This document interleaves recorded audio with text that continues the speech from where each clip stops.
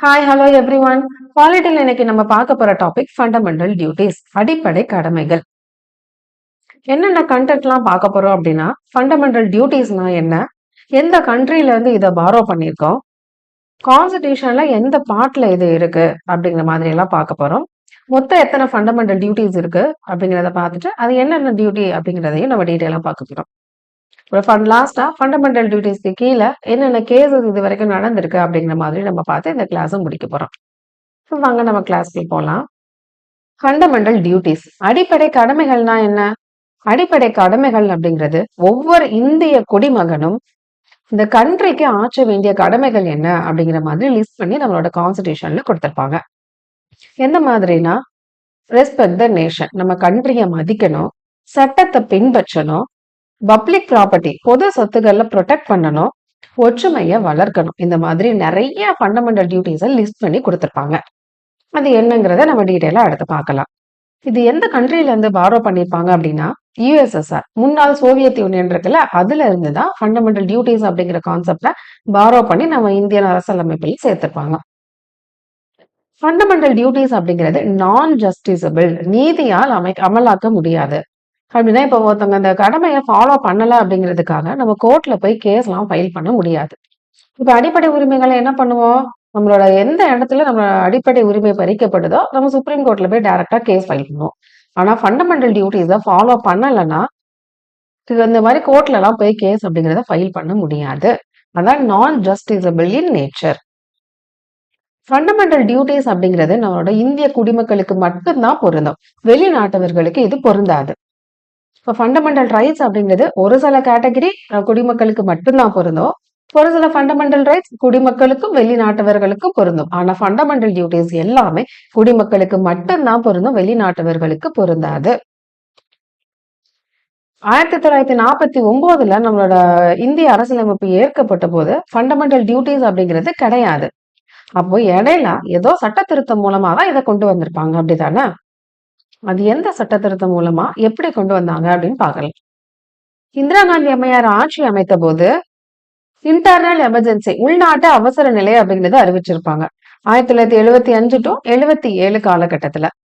அப்ப காங்கிரஸ் ஒரு committee establish பண்றாங்க, ஸ்வரன் சிங் கமிட்டி அப்படிங்கறத 1976ல எஸ்டாப்ளிஷ் பண்றாங்க. இவங்க என்ன பரிந்துரைக்கிறாங்க அப்படின்னா, ஃபண்டமெண்டல் டியூட்டிஸ், அடிப்படை கடமைகள் அப்படிங்கிறத ஒரு தனி அத்தியாயமா நம்மளோட கான்ஸ்டிடியூஷன்ல வைக்கணும் அப்படின்னு பரிந்துரை பண்றாங்க. இவங்க பரிந்துரை பேர்ல தான் என்ன சட்ட திருத்தம் கொண்டு வராங்க, 42வது அரசியலமைப்பு திருத்த சட்டம் 1976ல கொண்டு வராங்க. ஸ்வரன் சிங் கமிட்டி எத்தனை கடமைகளை பரிந்துரை பண்ணிருப்பாங்க அப்படின்னா 8 கடமைகள் தான் பரிந்துரை பண்ணிருப்பாங்க. ஆனா 42வது அரசியலமைப்பு திருத்த சட்டம் 10 கடமைகளா அதை விரிவுபடுத்துச்சு. அதுக்கப்புறம் 86வது அரசியலமைப்பு திருத்த சட்டம் 2002ல இன்னும் ஒரு டியூட்டியை சேர்க்கிறாங்க, இன்னும் ஒரு கடமையை சேர்க்கிறாங்க. இப்போ மொத்தம் நம்மளோட ஃபண்டமெண்டல் டியூட்டிஸ், அடிப்படை கடமைகளுக்கு கீழே எத்தனை டியூட்டி கொடுத்திருப்பாங்க, 11 டியூட்டி கொடுத்திருப்பாங்க. 10 42வது அரசியலமைப்பு திருத்த சட்டம் மூலமா கொண்டு வந்திருப்பாங்க. 11வது கடமை அப்படிங்கிறது 86வது திருத்த சட்டம் 2002 மூலமா கொண்டு வந்திருப்பாங்க. கான்ஸ்டிடியூஷன்ல இது எந்த பகுதியில இடம்பெற்றிருக்கு அப்படின்னா, பகுதி 4A, ஆர்டிகிள் 51A. இந்த 51Aக்கு கீழே தான் ஏ பி சின்னு சொல்லிட்டு நமக்கு கே வரைக்கும் 11 கடமைகளை லிஸ்ட் பண்ணி கொடுத்திருப்பாங்க. அது என்னென்ன அப்படிங்கறத டீட்டெயிலா பார்க்கலாம். முதல் கடமையை அவங்க என்ன சொல்லியிருப்பாங்க அப்படின்னா, நம்ம அரசியல் அமைப்பை மதிக்கணும், நம்ம நேஷனல் பிளாக் அண்ட் நேஷனல் அந்தம், தேசிய கொடியையும் தேசிய கீதத்தையும் அடிக்க வேண்டும். இது ஒவ்வொரு இந்திய குடிமகனோட கடமையா சொல்லியிருக்காங்க. அடுத்த கடமையா என்ன சொல்றாங்க அப்படின்னா, நம்ம நாடு சுதந்திரம் அடைறதுக்கு நிறைய உன்னதமான கொள்கைகளை எல்லாம் பின்பற்றிருப்பாங்க, அந்த கொள்கைகளை போற்றி நம்மளும் பின்பற்றுவது மக்களோட கடமை அப்படிங்கிறதுதான் 51AB சொல்லியிருக்காங்க. அடுத்து 51AC என்ன சொல்றாங்க, உங்களோட இறையாண்மை, ஒற்றுமை மற்றும் ஒருமைப்பாட்டை நிலைநிறுத்தி அதை பாதுகாக்கணும். இந்த மூணையும் பாதுகாக்க வேண்டிய கடமை யாரோடது, ஒவ்வொரு இந்திய குடிமகனோடது. 51AD, நம்ம நாட்டை பாதுகாக்கணும், தேவைப்படும் போது தேசிய சேவையை வழங்கணும். நம்மளோட சுதந்திர போராட்ட வீரர்கள் கஷ்டப்பட்டு பிரிட்டிஷ்ல இருந்து சுதந்திரம் அப்படிங்கிறத வாங்கி கொடுத்திருக்காங்க. அப்ப அந்த கண்ட்ரிய பாதுகாக்க வேண்டியது நம்மளோட கடமை தானே. இப்ப நாட்டை பாதுகாக்கிறதும் தேவைப்படும் போது தேச சேவையை வழங்குவதும் ஒவ்வொரு இந்திய குடிமகனோட கடமை. அதான் 51AD சொல்லியிருக்காங்க. Next 51AE. இதுல என்ன சொல்றாங்க? இந்த மாதிரி ரிலீஜியஸ், ஜாதி, மதம், மொழி இதை எல்லாத்தையும் கடந்து சகோதரத்துவம் அப்படிங்கிற உணர்வு மக்களிடையே இருக்கணும். இதுல இன்னொரு விஷயமும் சொல்லியிருப்பாங்க. பெண்களோட கண்ணியத்திற்கு கேடு விளைவிக்கும் நடைமுறைகளை கைவிடுவதும் ஒவ்வொரு இந்திய குடிமகனோட கடமை. இப்போ ஏஇல 2 விஷயம் சொல்லியிருக்காங்க. ஒண்ணு, ஜாதி, மதம், மொழி இதை எல்லாத்தையும் கடந்து சகோதரத்துவம் அப்படிங்கிறத மக்களிடையே கொண்டு வரணும். 2வது, பெண்களோட கண்ணியத்திற்கு கேடு விளைவிக்கிற மாதிரி ஒரு நடைமுறையை கைவிடணும். இதுவுமே நம்ம இந்திய குடிமக்களோட கடமைதான். 51AF. இந்திய கலாச்சாரம் அப்படிங்கிறது காம்போசைட் கல்ச்சர், கூட்டு கலாச்சாரம். ஏன்னா நிறைய விதமான கலாச்சாரம் அப்படிங்கிறத இந்திய கண்ட்ரில ஃபாலோ பண்றாங்க. அப்படி இருக்கக்கூடிய அந்த கூட்டு கலாச்சாரத்துல நிறைய வகையான பாரம்பரிய விஷயங்கள் எல்லாம் இருக்கும். அதை மதிச்சு பாதுகாக்க வேண்டியதும் ஒவ்வொரு இந்திய குடிமகனோட கடமையா 51AF சொல்லியிருக்காங்க. 51AG என்ன சொல்றாங்க? நம்மளோட சுற்றுச்சூழலை பாதுகாக்கிறது, அதை வளப்படுத்தி கொண்டு போகிறது ஒவ்வொரு இந்திய குடிமகனோட கடமை. அதே மாதிரி உயிரினங்கள் மீது இரக்கம் காட்டுவதும் ஒவ்வொரு குடிமகளோட கடமையா 51AG குறிப்பிட்டிருக்காங்க. Article 51AH. சயின்டிபிக் டெம்பர், அறிவியல் மனப்பான்மையை வளர்க்கணும். ஹியூமனிசம், மனித நேயமா வளர்க்கணும். Spirit of inquiry and reform, விசாரணை மற்றும் சீர்திருத்த உணர்வோட நம்ம இருக்கணும். இப்ப சயின்டிபிக் டெம்பர், அறிவியல் மனப்பான்மை என்ன சொல்றாங்க அப்படின்னா, ரேஷனல் திங்கிங்கோட இருக்கணும். அதாவது முன்னாடி இருக்கிற ஒரு விஷயத்த, மூட நம்பிக்கைய நம்ம அப்படியே ஃபாலோ பண்ணக்கூடாது. இந்த காலத்துக்கு ஏத்த மாதிரி செயல்படணும். அடுத்து மனித நேயம். மனித நேயம் அப்படிங்கிறது எல்லா மக்களையும் ஒரே மாதிரி ட்ரீட் பண்ணணும். விசாரணை மற்றும் சீர்திருத்த உணர்வு அப்படின்னா இதுவும் கிட்டத்தட்ட சயின்டிபிக் டெம்பர் மாதிரி தான். முன்னாடி ஒரு விஷயத்த ஃபாலோ பண்றாங்க அப்படின்னா அதை பிளைண்டா அப்படியே ஃபாலோ பண்ணாம அதுல என்ன மாற்றங்கள் கொண்டு வரணும் அப்படிங்கிற ஒரு சீர்திருத்த உணர்வோடு நம்ம இருக்கணும். இது ஒவ்வொரு சிட்டிசனோட கடமை அப்படின்னு சொல்றாங்க. அடுத்து 51AI. பொது சொத்துக்களை பாதுகாக்கிறது நம்மளோட முக்கியமான கடமை. அதே மாதிரி வன்முறையை கைவிடணும். இது எல்லாமே ஒவ்வொருகளோட இந்திய குடிமக்களோட கடமையா 51AI சொல்றாங்க. 51AJ அப்படிங்கிறது எல்லா மக்களும், அதாவது தனிநபரு அப்புறம் கூட்டா எல்லாரும் சேர்ந்து ஒரு துறையில சிறந்து விளங்குனாதான் நம்மளோட கண்ட்ரிய இப்ப இருக்கிற நிலைமையை விட அடுத்த லெவலுக்கு எடுத்துட்டு போக முடியும். அதனால எல்லாரும் கூட்டா சேர்ந்து செயல்படணும் அப்படிங்கிறதுதான் ஆர்டிகிள் 51AJ. 51AK. ஒவ்வொரு பேரண்ட்ஸோ இல்லைன்னா கார்டியனோ 6 வயசுல இருந்து 14 வயசு இருக்கக்கூடிய குழந்தைகளுக்கு கல்வி அப்படிங்கிறத வழங்கணும். அதாவது கல்வி பெறக்கூடிய வாய்ப்பை ஏற்படுத்தி கொடுக்கணும். இது அவங்களோட கடமையா ஆர்டிகிள் 51AK. இந்த ஆர்டிகிள் தான் எந்த சட்ட திருத்தம் மூலமா கொண்டு வந்திருப்பாங்க? 86வது சட்ட திருத்தம் 2002 வருஷத்துல கொண்டு வந்திருப்பாங்க. இந்த அமெண்ட்மெண்ட் ரொம்ப இம்பார்ட்டன்ட். அடிக்கடி நம்ம எக்ஸாம்ல கேட்டுட்டே இருப்பாங்க. ஓகே, இப்போ நம்ம 11 ஃபண்டமெண்டல் டியூட்டிஸையும் பார்த்துட்டோம். இதை நம்ம ஒரு கோர்வையா ஞாபகம் வச்சுக்கலாம். இந்த ஷார்ட்கட் மாதிரி சொல்ல முடியாது. ஒரு கோர்வையா, ஒரு நல்ல குடிமகன் அப்படிங்கிறவங்க கான்ஸ்டிடியூஷனை ரெஸ்பெக்ட் பண்ணணும், ஐடியல்ஸை ஃபாலோ பண்ணணும், சாவர்னிட்டியை ப்ரொடெக்ட் பண்ணணும், நேஷனை டிஃபெண்ட் பண்ணணும், promote harmony, preserve heritage, save the environment, trust in science, protect property, strive for education, for excellence, ensure education for all. Tamil அப்படியே சொல்லணும் அப்படின்னா, ஒரு நல்ல குடிமகன் அப்படிங்கிறவங்க அரசியல் அமைப்பை மதிக்கணும், அடுத்து கோட்பாட்டை பின்பற்றணும், இறையாண்மையை காக்கணும். இது ஒரு கேட்டகரியா படிச்சு வச்சுக்கோங்க. அடுத்து தேசத்தை பாதுகாக்கணும், ஒற்றுமையை வளர்க்கணும், பாரம்பரியத்தை பாதுகாக்கணும், சுற்றுச்சூழலை காக்கணும். இது ஒரு செட்டா படிச்சு வச்சுக்கலாம். மீதி இருக்கிறது அறிவியலை நம்பணும், சொத்துக்களை காப்பாங்க, சிறப்பாக பாடுபடுவர், கல்வியை உறுதி செய்வார். இது ஒரு கோர்வையா படிச்சு வச்சுக்கிட்டீங்க அப்படின்னா அந்த 11 ஃபண்டமெண்டல் டியூட்டிஸையும் நம்ம ஈஸியா ஞாபகம் வச்சுக்கலாம். ஓகே, நெக்ஸ்ட் இந்த மாதிரி ஃபண்டமெண்டல் டியூட்டிஸை மக்கள் எந்த அளவுக்கு செயல்படுத்துறாங்க அப்படிங்கிற பாக்குறதுக்காக, அதை ஸ்டடி பண்றதுக்காக ஒரு கமிட்டி ஃபார்ம் பண்ணிருப்பாங்க. அதுதான் ஜஸ்டிஸ் வெர்வா கமிட்டி. எந்த வருஷத்துல அப்படின்னா 1999, 1999 இந்த கமிட்டி கொண்டு வந்திருப்பாங்க. இது இதோட நோக்கம் என்ன அப்படின்னா, சின்ன வயசுல எல்லாத்துக்கும் அந்த பொறுப்புணர்வும் குடியுரிமை விழிப்புணர்வும் உருவாக்குறதா இதோட முக்கியமான நோக்கம்.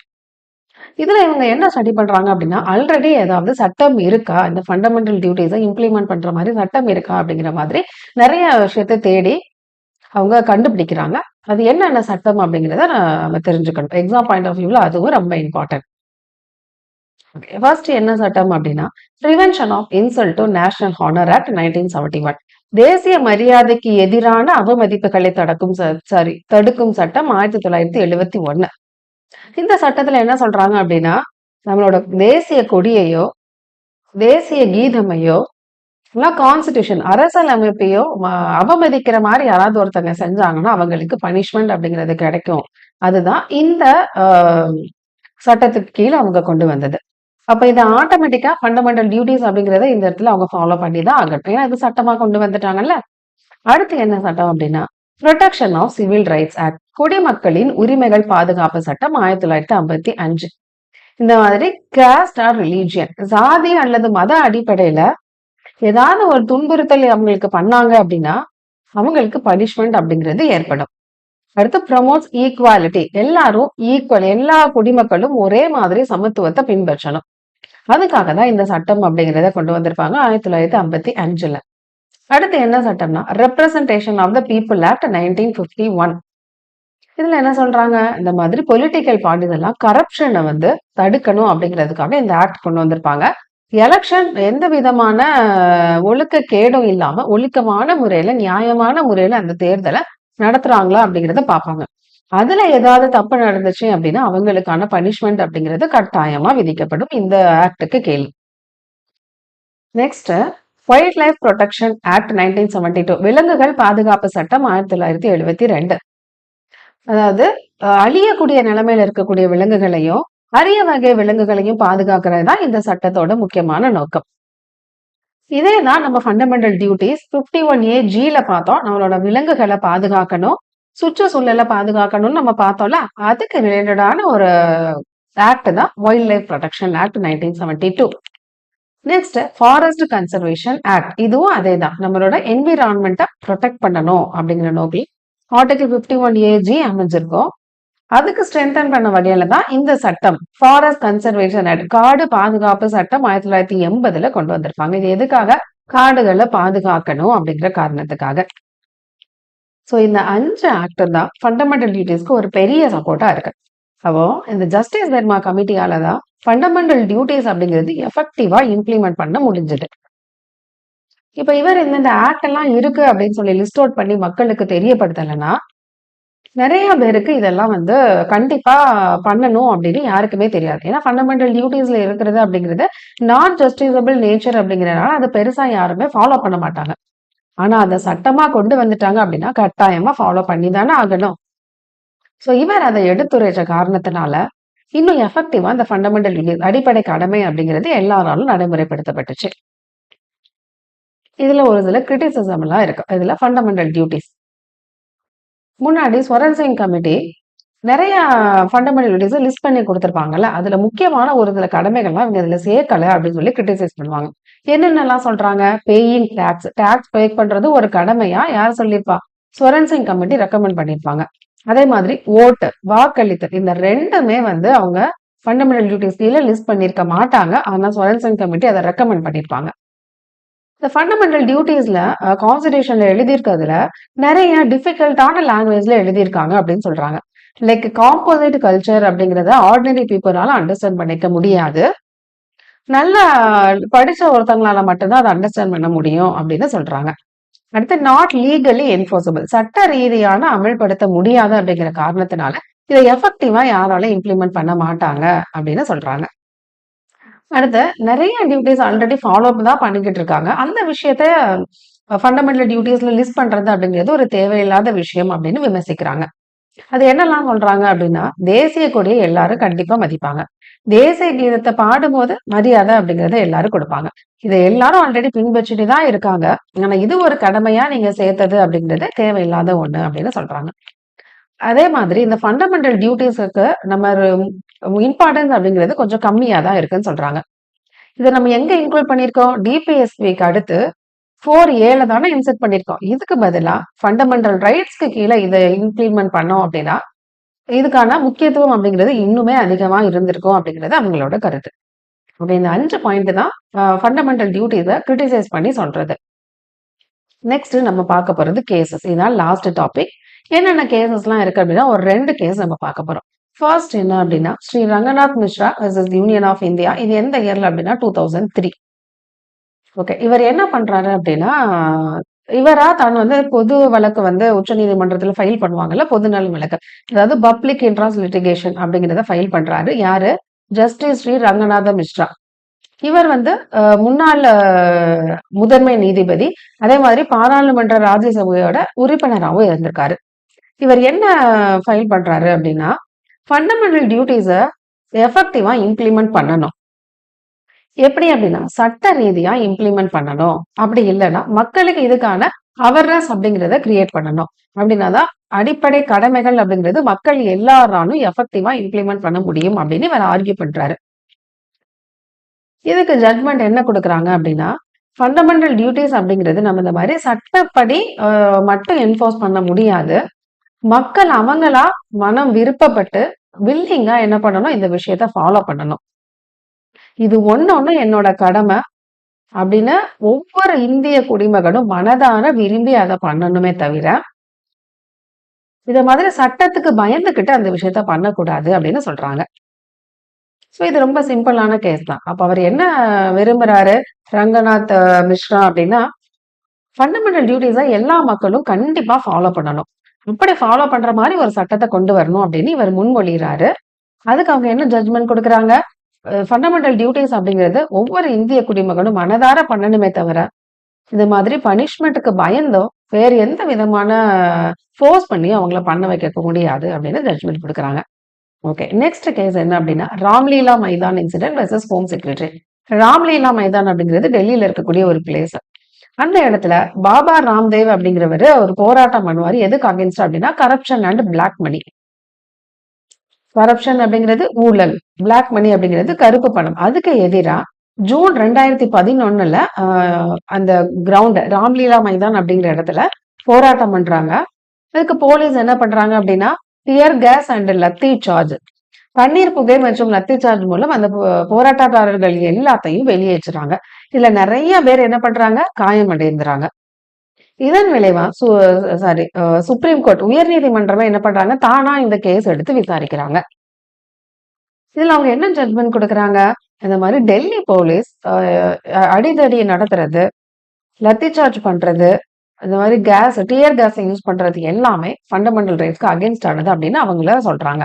அதே மாதிரி சிட்டிசனுக்கு என்ன சொல்றாங்க, அங்க இருக்கக்கூடிய அந்த கூட்டத்துல இருந்து போராட்டம் பண்ணாங்களோ அவங்கள என்ன சொல்றாங்க அப்படின்னா, இந்த மாதிரி ஒரு விஷயத்த உங்களோட கருத்தை சொல்றதுக்கான சுதந்திரம் உங்களுக்கு இருக்கு. அதே சமயத்துல உங்களோட டியூட்டி என்ன டியூட்டி, சட்டத்தை மதிக்கிறதும் பப்ளிக் ப்ராப்பர்ட்டிய பாதுகாக்கிறதும் உங்களோட கடமை. உங்களோட உரிமைக்கு எவ்வளவு பாடுபடுறீங்களோ அதே மாதிரி உங்களோட கடமையும் நீங்க செய்யணும் அப்படின்னு இந்த கேஸ்ல அவர் எடுத்துரைப்பாங்க. அதனாலதான் இது ஒரு முக்கியமான கேஸா பார்க்கப்படுது. இவ்வளவுதான் நம்மளோட கிளாஸ் இதோட முடிஞ்சிருச்சு.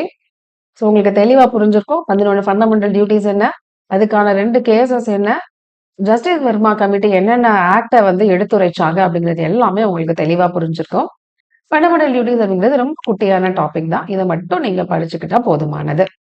ஓகே. இந்த கிளாஸ் எப்படி இருந்துச்சு அப்படிங்கிறத மறக்காம கமெண்ட் பண்ணுங்க.